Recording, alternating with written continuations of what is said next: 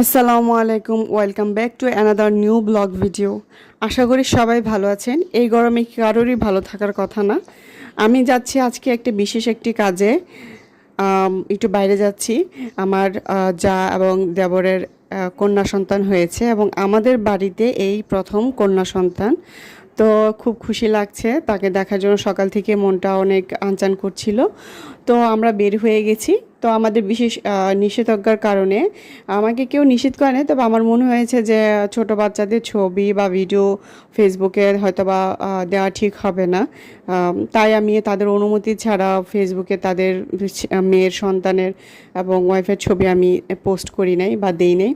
আমার এটাই ভালো মনে হয়েছে। ইন দ্য ফিউচারে যদি কোনো সময় প্রয়োজন পড়ে অবশ্যই আমি আপনাদের সাথে শেয়ার করব তার সন্তানের ছবি। তো আমি ইন্ডেক্সে বা বাইরে বের হলে যদি ফুচকা খাওয়ার ইচ্ছা করে